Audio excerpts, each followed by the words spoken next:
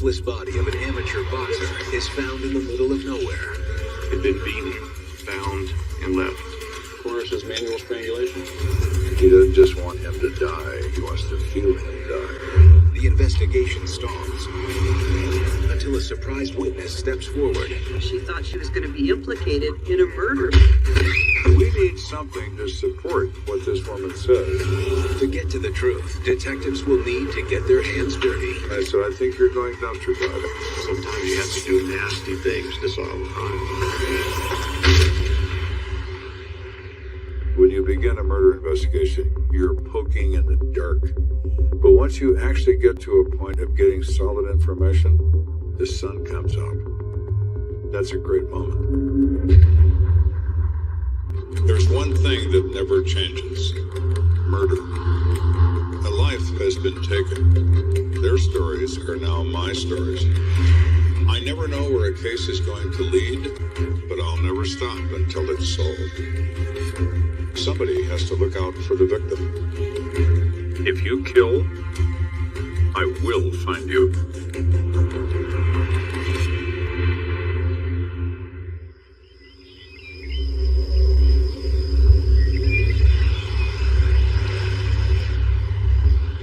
Douglas Wagner was out enjoying the beautiful weather about 15 miles north of Colorado Springs in El Paso County. I think a lot of people live here because we have such great weather most of the time. It's almost characteristic in Colorado for people to be outdoorsy. He started smelling something funny.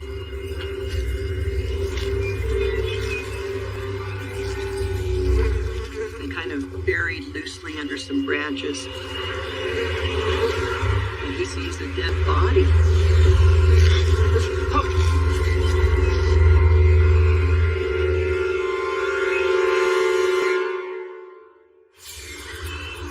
The next day, Sergeant Joe Kenda meets with Detective Steve Ganzo of the El Paso County Sheriff's Office. So how's this new sheriff of yours? I like him. Shaking things up, but in a good way. I often meet with other detectives from other agencies, particularly El Paso County. We often work together on cases of common interest or cases that cross jurisdictional lines. Here you guys go. Thank you. You're welcome.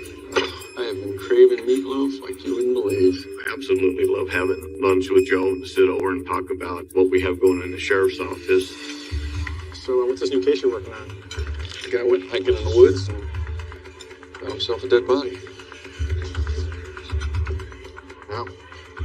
What's bad? My appetite has never been spoiled. You get very accustomed to dealing with death. That's what we do.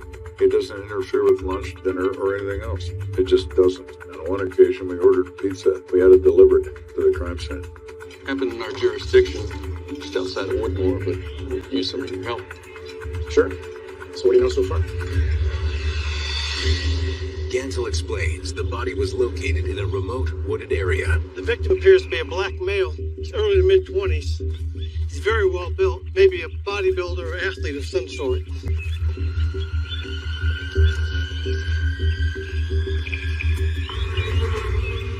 It was apparent that there was some effort to conceal the body. All right, let's get this stuff off.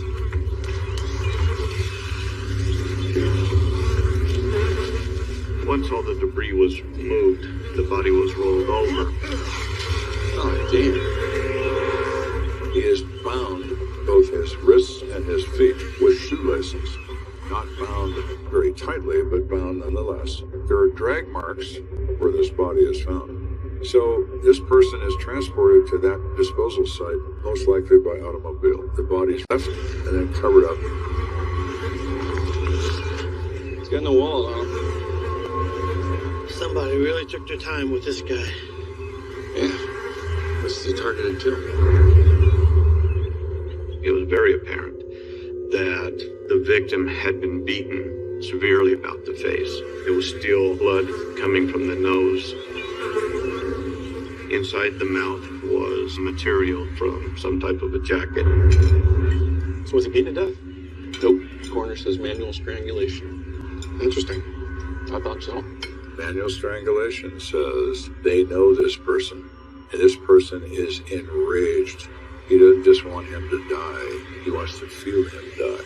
Coroner gives us time of death anywhere from 2 to 7 days ago. Other than that, I got nothing. So how can I help? I'd like to figure out who this guy is, run his fingerprints. I was hoping maybe you could ask around, see if anybody matching his description. What reported missing around then. Consider it done. Just the rest of the case report. The most complete records of people and criminals and so on are maintained by the Colorado Springs Police Department. So we very often share information with the Sheriff's Department. If we don't find anything in our files, so reach out to the media. I really appreciate that, Joe. Whenever you're ready, guys. Thank you. This one's on me. Thank you. Thank you. That afternoon, detectives review every missing persons report from the past month. Since there is no identification on the remains, no documents of any kind, I'm checking to find someone who's of the same physical appearance as this guy. Black male, probably in his 20s, 5'7" to 5'8", 150 pounds, athletic build. Nothing here. How about you? Nothing. All right, let's try Crime Stoppers. Yeah, can you please put me through to KKTV? In 1988, I was a news anchor for KKTV, the CBS affiliate in Colorado Springs. Back then, the only way the police department had to get out information to the public was through the news media and Crime Stoppers. If you see any suspicious activity, please call us at Crime Stoppers. Crime Stoppers is an organization within the city and county that maintains informant files for individuals who call the police and report intelligence information they've gathered from the street. Please call us at Crime Stoppers. We need your help to stop these crimes. Over the next 2 days, calls about Detective Gansel's John Doe begin to trickle in. Good morning, Sergeant. Hot off the press. Thank you. I get Crime Stopper tips every morning, and I review those. The problem is, a lot of Crime Stopper tips aren't useful. But we get one informant that calls in that says she knows this guy, and his name is Doc. The last time she saw him was this date, and he looks like this. That lines up with our unknown victim. So we referred that to Gensel right away. This is Gansel. Hey, Steve, it's Kenda. You may want to talk to this person. Hours later, the caller meets investigators at the morgue. You sure you're okay to do this?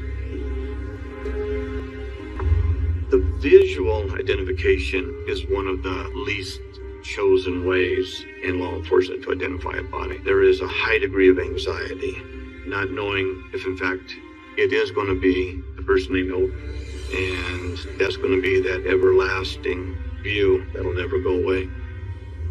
Look easy. You prepared the person. Take your time, and if you need more time, you need to sit down. We'll stop the viewing at that point. You ready? Yeah. Please.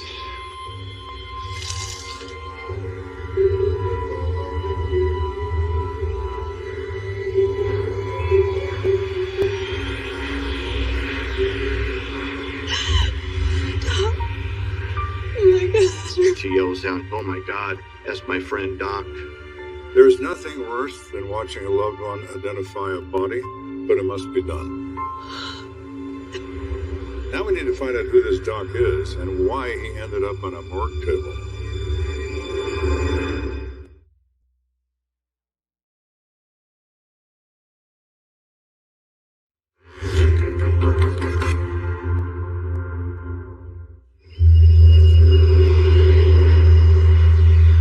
The El Paso County Sheriff's Department not only had a whodunit, they had a who isn't.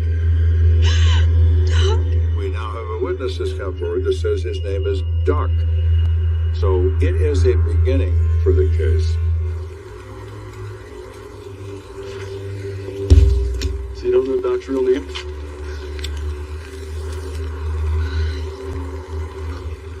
No, I haven't known him that long.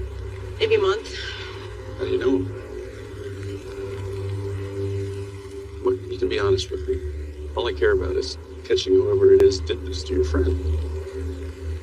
Okay, I scored H from him a couple times. And then we started hanging out.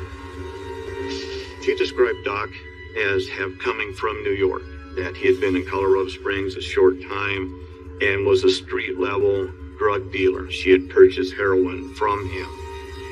That's what got him in trouble. Something happened with the guys that he got the drugs from. How do you know that? The weirdest thing happened right before he disappeared. She said she was minding her own business.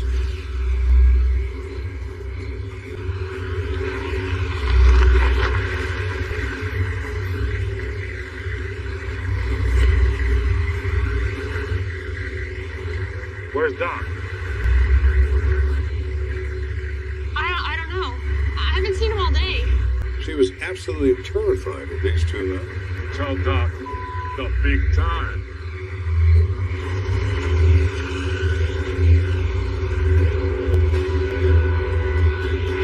So they drove off.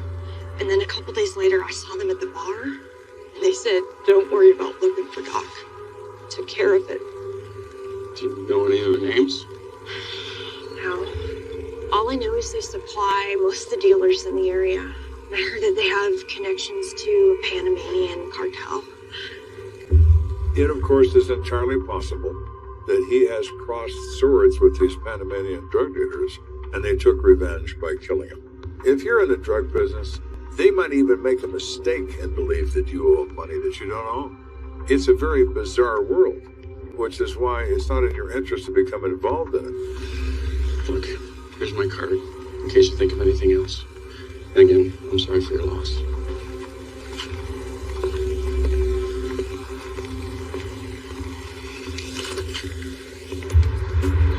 Later that day, Gansel brings Kenda up to speed. So maybe Doc owed these guys money. They track him down, beat him up, and ultimately strangle him. Yeah, that would explain why he was bound. Why they interrogated him. Drug people have a strict code. Don't pay me. You steal my drugs, I'm going to kill you. And they do. They carry out that threat because the only thing they can survive on is their reputation. And if it's drug dealers in the plural, could this explain tying up and torture and punching and... Cartel? Yep. Oh, I got this. Oh, thanks, man. Keep change. Thanks. Thank you, Karen.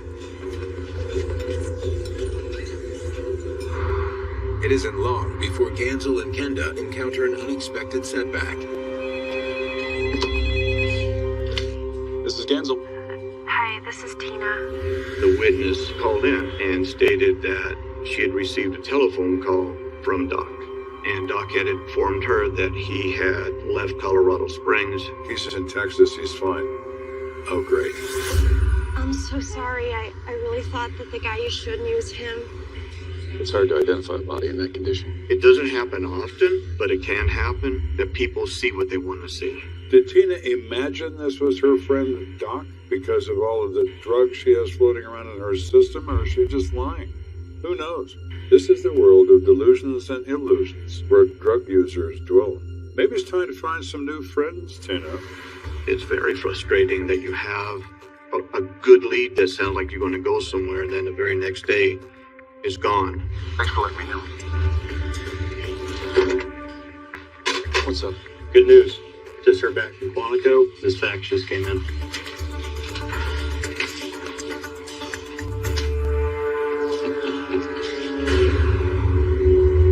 So the FBI ran the victim's prints in a national database and got a hit. This person is John Bernard Wilson, known as Johnny. He's 23 years of age. Through the records, it showed that Johnny Wilson was living with his mother in Denver.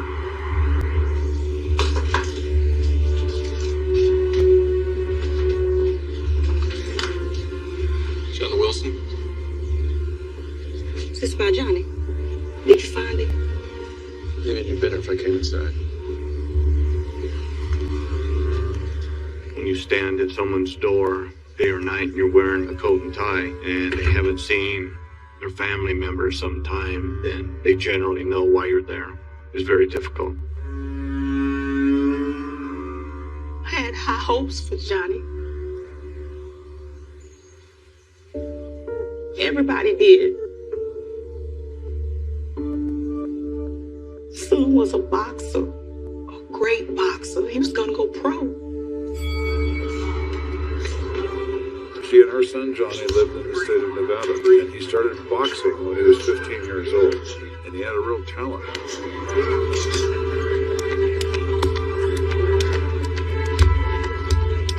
She said by the time he reached the age of 18, he was a heavyweight Golden Gloves champion within the state of Nevada.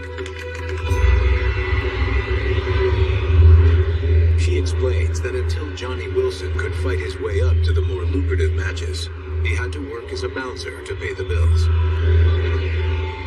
And that's what happened. It was just bad luck. Get outside. Get out your face. Man, I ain't scared of you guys. Chill out. Chill out. Chill out. That's what you do. That's what you get out of here. During the course of breaking up a fight, he was shot in the chest. She said the bullet remained in the chest. The doctors didn't remove it. That limited his breathing ability and his ability to stay in excellent shape. He was forced to stop boxing. After that, he was just lost. When you have a dream like that and you're on your way, and it's taken away from you so suddenly at a young age, it's going to affect your life in ways that you can't even imagine. He got on drugs. So we moved out here to Denver to get him away from all of that. Did that work out? Yeah, he was clean. But he was still just so boxing coaches from the USA boxing team. Johnny Wilson. Yeah. I knew it, man. How you doing? Hey, I'm good. How are you? I will never forget your knockout at the Golden Gloves Championship, man. Man, that was amazing. That was a long time ago. It was incredible. It was alley shuffle. 1, 2. Oh, wow. Bang, bam. You hit it. Damn. Yeah, you're training here in Denver. Oh, I gave that up a while ago. Johnny told that guy about his health, and he was convinced he could help my son. The mother also said that he was told if he could overcome his breathing issues with the right kind of coaches, he could perhaps resume his career. So he then moved himself down to Colorado Springs and began to train once again. She said she was so happy that her son had found this new lease on life. But about a month ago, she started to sense that something was wrong. What do you mean? He was sounding really anxious on the phone. He wouldn't tell me what was wrong. I decided to find out myself.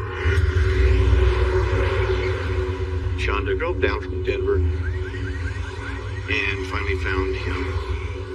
It was apparent that he was back on drugs. It's got to be very sad and disheartening for a mother who had so much hope in her son to see him fall so quickly. He looked terrible. I tried to get him to come home with me. He said he had something to take care of first. That's the last time I saw him. Do you remember any of the people that he was with? No, just some addicts, I think. Why would she know? Her only concern was him. Please, detective, you find the man that did this to my son. I promise you we're going to do the best we can.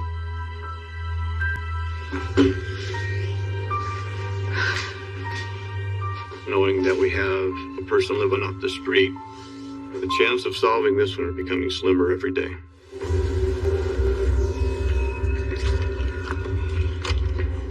But lucky for Ganzo, Kenda has a new lead for him. This is Ganzo. Hey, Steve, it's Kenda. Hey. I got information from this woman. It says her husband and another guy might be involved in the killing. We got a Crime Stoppers tip from a woman, and she tells this long story about how her husband and another guy are probably the ones that are involved in the death of Johnny Wilson. I'm telling you, Steve, she had a lot of information we haven't put out to the media yet.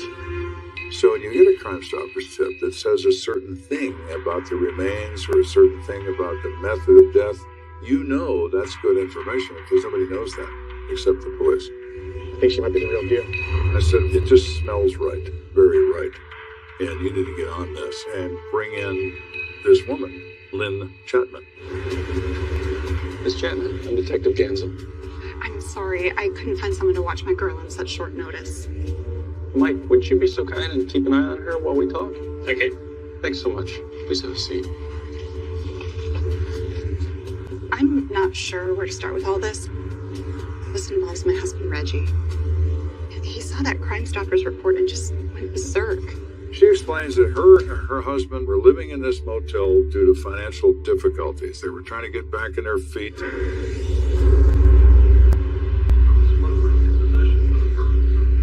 Why do y'all be putting it all over the news? Was that Johnny they were talking about? How am I supposed to know? Was that Johnny? You need to mind the damn truth. She said he's extremely physically strong, sometimes doesn't know his own strength, in her words. At one point, she said he put his hands around her neck so forcefully that she thought he was going to kill her, and she decided she needed to get away from him. She then went to her mother's house to seek safety. It was apparent that Lynn Chapman... All right, let's back up a minute. Why would you ask your husband if the victim on the news was Johnny? Because I think I was there when my husband killed him. Well, do tell Lynn. We've been hoping for someone like you to show up.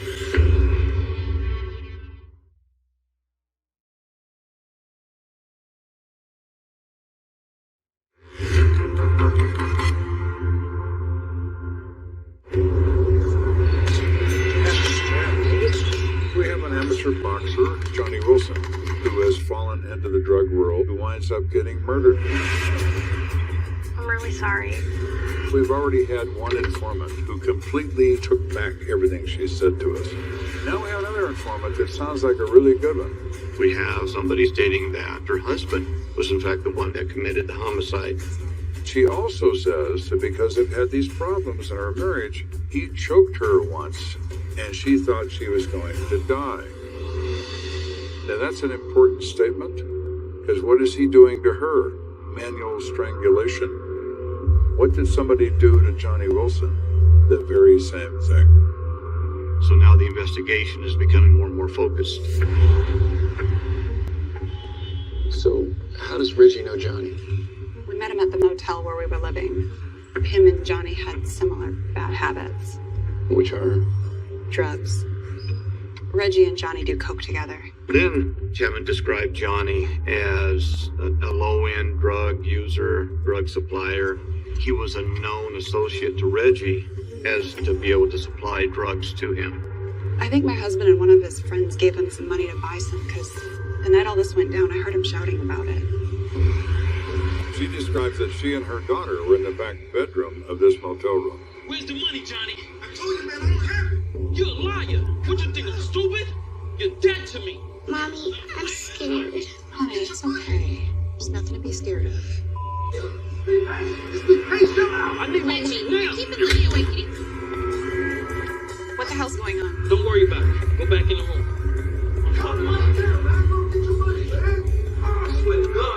What's wrong? I think they're playing a game, honey. Come on, let's go back to bed. I closed the door, but things just got worse. She turned the TV in the room on to occupy her daughter, but she's still crying with all this disturbance going on. After about an hour of what she describes it as some type of an altercation going on, it becomes quiet. She opens the door and looks. We just teach him a lesson. He just passed out. We'll throw him out in the cold. Now go to bed. She sees Johnny wrapped up in 2 blankets, and there's blood all over the carpet. She then sees Reggie and his friend putting Johnny in the trunk of a maroon 4-door car, and they drive off. So, who was the guy that was in the room with Reggie and Johnny? Jerome. Do you have a last name? She doesn't know Jerome's last name. She thinks he might be in the Army or he was recently out of the Army. She doesn't really know that much about him. So, what about Reggie? Is he still at the motel? I guess. I moved out after he got physical with me. We've been living at my mother's, but I'm really scared he's gonna come looking for me. This story that she tells Gansel makes absolute perfect sense for what someone would do trapped in the circumstances in which she found herself. Her concern is her family. It makes her believable, in my opinion. I promise you we're going to look into this, okay? Thank you so much for coming and chatting with us. It was apparent that Lynn needed safety. We contacted the Colorado Department of Human Services. Arrangements were made to put Lynn into a safe house. So they have a place to stay where no one knows where they are, and also identify and arrest Jerome. With no time to spare, investigators head over to Reggie's last known address. Let's go to the motel room for two reasons. We may not find Reggie, but we're certainly going to find bloody carpet. That's an important piece of evidence. You understand you have a guest staying here by the name of Reggie Chapman? We did. He checked out early this morning. I'd like to see his room. Yeah, all right, sure.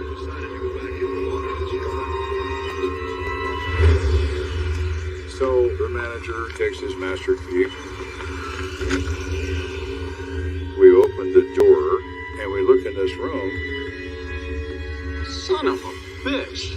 Much to our surprise, the carpet that was once in there had been removed. He took the carpet out this morning after Mr. Chapman moved out. Why? Unfortunately, a lot of these tenants trash the carpets. That's why we buy the really cheap ones. This one is pretty gross. We just took it out a few hours ago. So where's the carpet now? In the dumpster, I guess.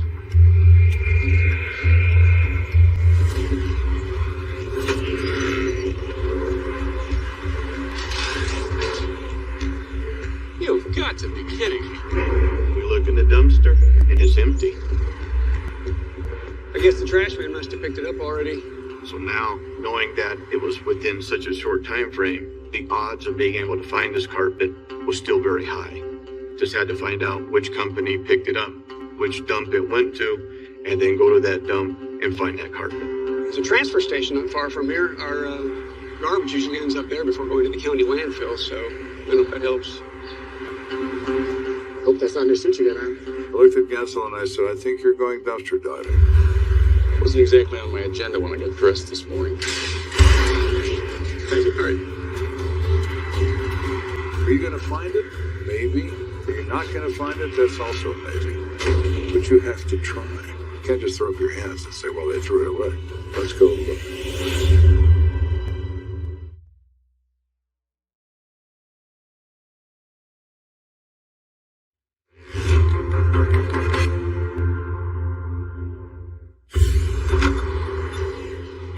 We're assisting Gensel from the Sheriff's Department in his investigation of the murder of 23-year-old Johnny Wilson. We have learned there's bloodstains on the carpet, but it now resides in the county dump. Detective Steve Gansel and his team are faced with the unpleasant task of wading through a mountain of garbage. Gentlemen, the motel manager was nice enough to give me a sample from one of the other rooms. This is what we're looking for. No sense in putting it off. Let's get to it. I had no idea that there were that many tons of trash. So we started walking.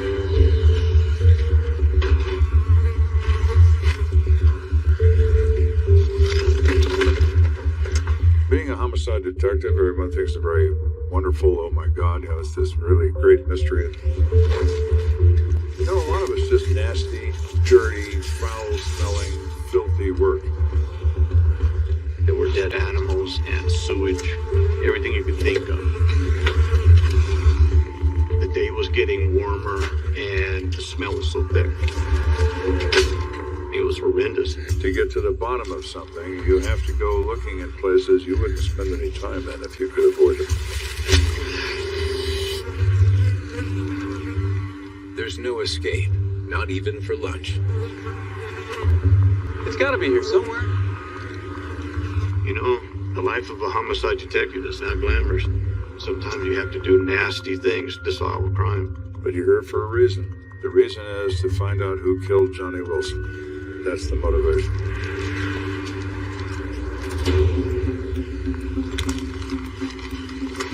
After 5 hours of searching, a glimmer of hope finally appears. Guys, over here. We look down, it's like, Eureka!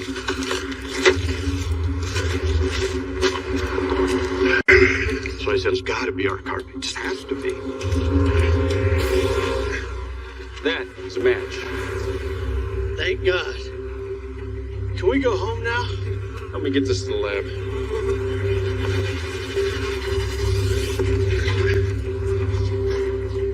took it to our crime lab, and the blood samples that were found and the blood samples of Johnny Wilson that were recovered from the autopsy did match. Gansel now has enough evidence for an arrest warrant, but at the moment, he only knows Jerome's first name, and Reggie Chapman is in the wind. The next thing is now to find Reggie. He is the named assailant, the person that Lynn identifies as being involved in the assault of Johnny Wilson. So in his search for Reggie, Gansel goes to Fort Carson, his former employee in the United States Army. Come in. Sergeant Courtney, Sheriff's Office would like to have a word with you. I'm Detective Gansel. Nice to meet you. I learned the previous roommate to Reggie Chapman was Donald Coatney, and Coatney was asked to come down to the investigative division of the Army. I understand you knew Reggie? Yes, when I first met Private Chapman, I liked him. I say he had the respect of all his peers. He describes that he started getting into cocaine. His attitude changed. He wouldn't take orders. He went AWOL. Donald said that he had assaulted his wife and they sent him to the military jail on Fort Carson. It led to a dishonorable discharge. I haven't seen him since. He has no idea where he would be. He doesn't know any other friends he may have. He never heard of anybody named Johnny Wilson. We're also looking for someone he used to hang out a lot with, a guy named Jerome. Jerome? Nah, no idea. Okay, thanks for coming in. Reggie had a funny habit of calling people by their middle names, so maybe Jerome is like a middle name. That's interesting. I'll look into that, thank you. No problem. Dismissed.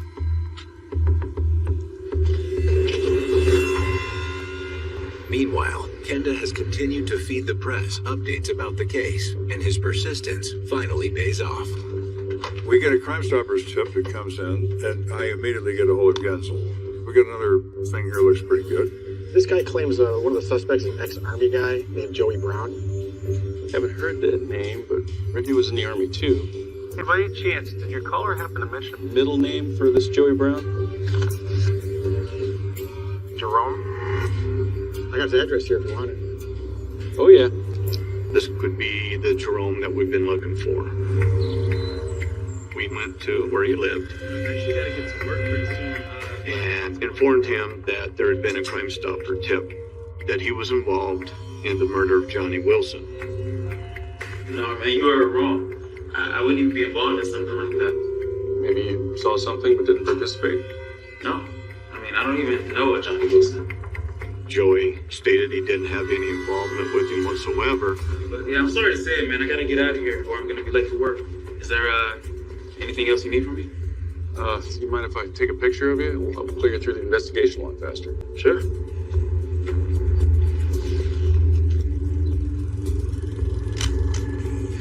Thanks. The intent of taking a photograph was to show that then to Lynn Chapman. While Gansel isn't sure Joey Jerome Brown is his guy, the color of Joey's car catches his attention.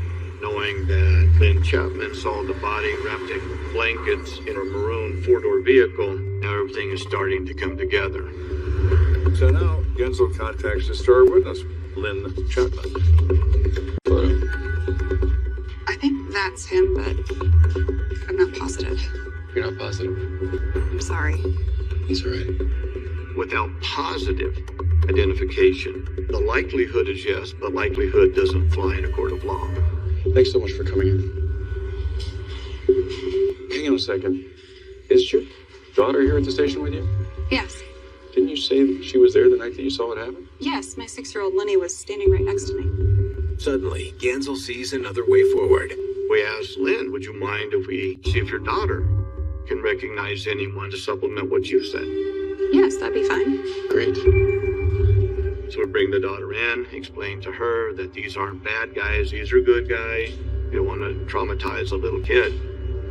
We asked, is anyone in this photograph the same person that you remember being with your dad? That man there. He was the one with my dad yelling at the other man. You're positive? So we have a child who supports what her mother has been saying all along. that her daddy and this fellow named Jerome were yelling and screaming at a man named Johnny. Well, they were doing more than that, darling. They were killing Johnny.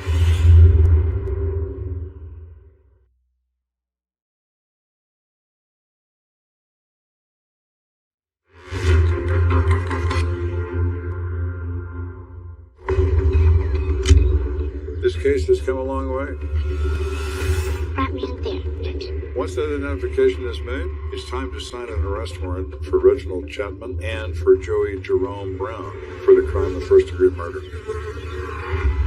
As El Paso County Sheriff's deputies head out to arrest Jerome, SWAT is assembling outside an address where Reggie is believed to be hiding. A woman calls Crime Stoppers and says that she knows Reggie Chapman and that he confessed to her that he killed someone, and she knows where he is staying. Knowing that we're dealing with an individual who is excessively violent, arrangements were made with the motel staff to know which room that he was in. Let's get him.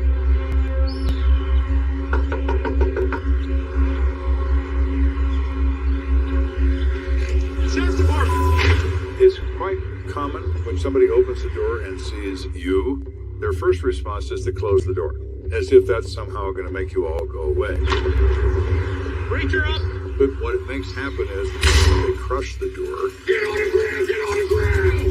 Get on the ground! It's immediate surrender. And they took this guy into custody by showing overwhelming force. Reggie Chapman immediately stated he wanted to turn. He didn't want to make a statement. Meanwhile, across town, Jerome is about to have his own encounter with law enforcement. Yeah, man. I'll be there soon.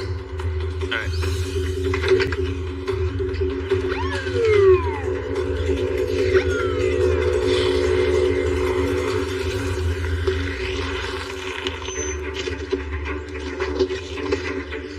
Joey Jerome Brown. He was also arrested without incident and taken into custody.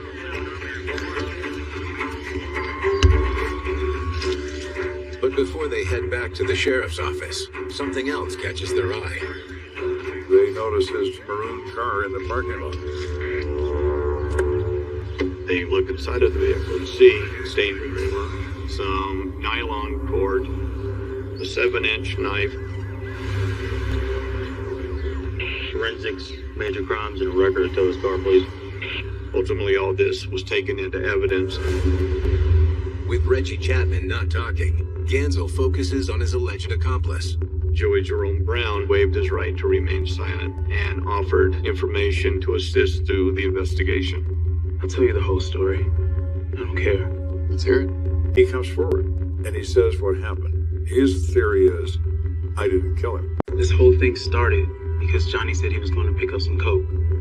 He wanted to know if we wanted him to pick up some for us as well. We scraped together $100. What happened? We waited a few days and Johnny never showed up with our stuff. Jerome says they became extremely mad and felt that they were ripped off. Yeah, that's that bastard, man. After several days of Reggie and Jerome searching the streets for Johnny, they finally found him. What's up, Johnny? What's up, man? What's going on, man? What's up, fellas? Yo, you got my stuff? Yeah, man. It's coming, man. Don't worry about it. My guy just waiting for another shipment. Anybody that buys drugs knows he's lying. They assume he used the money to buy drugs, which he's now got in his system. You gonna get my stuff or our money, man? I'm not playing with you no more, man. I ain't want no trouble. Jerome explains that Reggie wanted to move their conversation inside, but tensions only escalated from there. Come on, Reggie, take it easy. I'll get you your stuff, man. Don't tell me to take it easy, punk. Be patient, man. My guy always comes through, man. Come on. So we cool? Be patient. Be patient. I need my money now. What you doing, man? Reggie starts knocking him around, making demands, threatening him. He's going to kill him. We're gonna get our money one way or another. Man, ain't got no money, man. Let me go, man. Hey, yo, ain't got no money. check your shoes, man.